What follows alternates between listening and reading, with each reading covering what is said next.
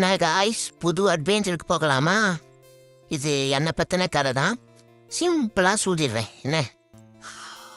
ஆன்லைனில் பார்க்குற எல்லாத்தையுமே இங்கே நிறையா பேர் உண்மைன்னு நினச்சிக்கிட்டு இருக்கீங்க.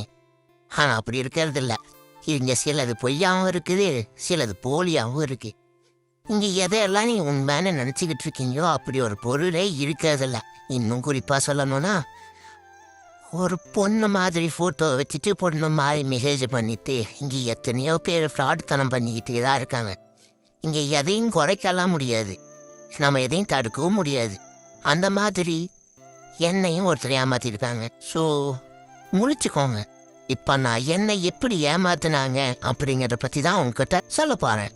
எங்க கதையை ஸ்டார்ட் பண்ணலாமா? இந்த பிரச்சனை ஃபஸ்ட்டு எங்கே ஆரம்பிச்சதுன்னா,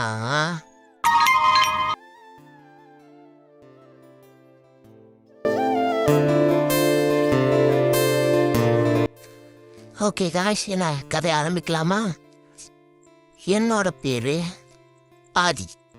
நான் கொஞ்சம் சைலண்டான பர்சன்னு சொல்லலாம். யார்கிட்டயும் அவ்வளோக்கா பேசலாம் மாட்டேன், கொஞ்சம் அமைதியான ஆளு. ஆனால் இப்போ நான் கொஞ்சம் வேலைக்கு கிளம்பிட்டு இருக்கேன்.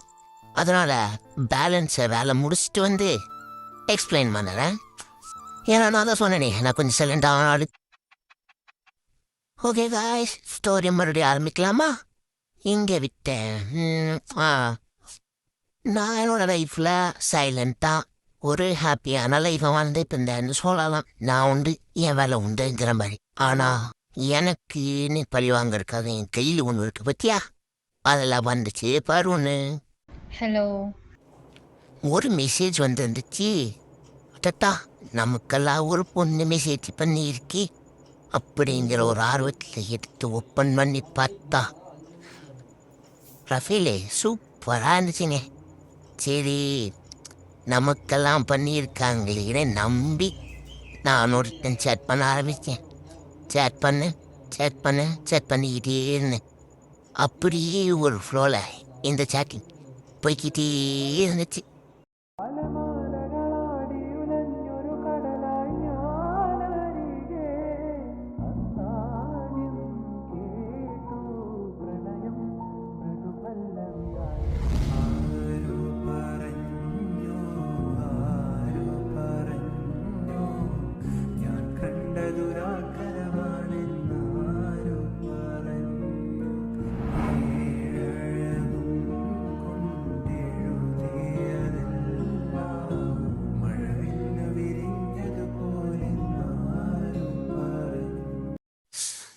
இந்த சேட் அப்படியே நைட்டு வரைக்கும் போச்சு காய்ஸ்.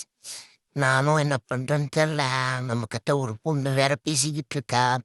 இதே உள்ள ஒரு ஆனலகன் அப்படிங்கிற ஒரு நினப்பில் கற்பனையிலே வாழ்ந்துக்கிட்டு இருந்தேங்க. அப்படி அந்த மெசேஜ்லேயே வாழ்ந்துட்டேன். அந்த அளவுக்கு போயிட்டு இருந்துச்சு அந்த மெசேஜ் சேட்டு. சட்டன்னா அந்த பொண்ணு நான் உங்களுக்கு என்ன தெரிலைங்க, திடீர்னு ப்ரொப்போஸ் பண்ணிடுச்சு.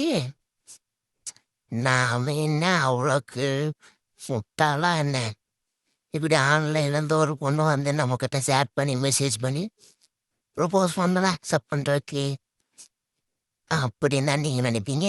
அந்த பொண்ணு ப்ரொப்போஸ் பண்ண அடுத்த செகண்ட் இங்கேருந்து போன பதில் என்ன?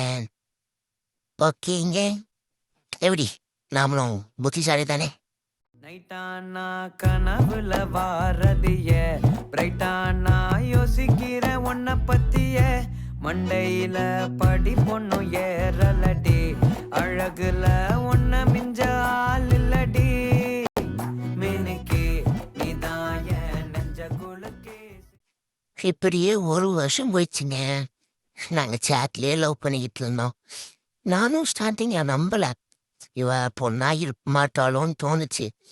ஆனால் அவன் எனக்கு ஒரு வாய்ஸ் பேசுதான் விழுந்துட்டேங்க. இப்படியே ஒரு வருஷமா நாங்கள் லவ் பண்ணிட்டு இருந்தோம்.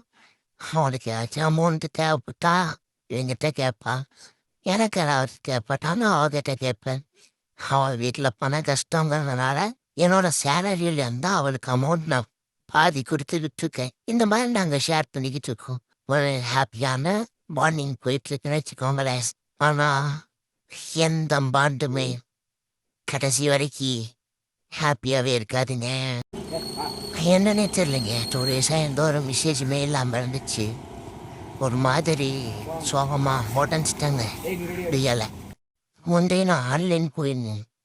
என்னோட அக்கௌண்ட் பிளாக் பேசிட்டு இருந்துச்சு. இன்ஸ்டாகிராம் யூஸர் யோசிச்சு பாருங்க என் நிலமை. ஃபஸ்ட் டைம் நான் தனிமையாக உணர்ந்தேன். யாருமே எங்கிட்ட இல்லை, யாருமே என்னை சுற்றி இல்லைங்கிறத உணர்ந்தேன். அப்போ தான் எனக்கு ஒன்று தோணுச்சு, இந்த உலகத்தில் இருக்கிறதுக்கு இல்லாமலே இருக்கலான்னு. என் மற்றவங்க அது வழியை மட்டும்தான் கொடுக்கும். நான் இப்போ உயிரோடு இல்லை, ஆனால் உங்கள்கிட்ட எல்லாத்தையும் ஒன்றே ஒன்று மட்டும் நான் சொல்ல விரும்புகிறேன். ஆன்லைன் போங்க, போகாதீங்க நான் சொல்லலை. ஆனால் தெரியாத ஒருத்தங்கிட்ட பேசி அட்ராக்ட் ஆகாதீங்க. ஏன்னா எக்ஸ்பெக்டேஷனும் அட்ராக்ஷனும் என்றைக்குமே நம்ம நிம்மதியாக இருக்கவே விடாது.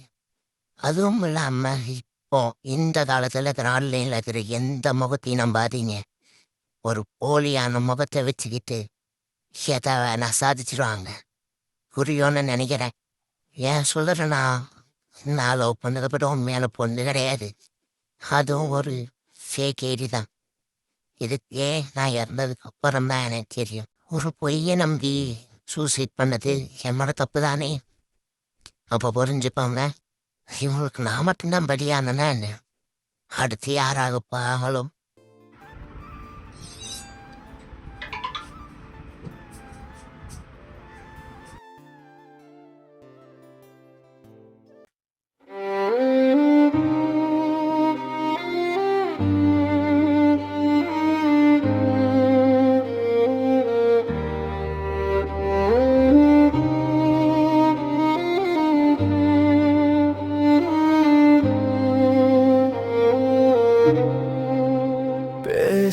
பேசினாய் நம்பினே, பொய்யனே தெரியாமல் சிரித்தாய் நெருங்கினாய், நிழலாகி மறைந்தாய்.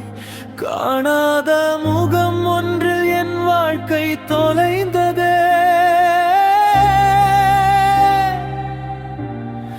உண்மையில் அன்புக்காக என் உள்ளம் உடைந்தது. ஒரு ஹாவில் வந்தாய், மௌனமாகச் சென்றாய்.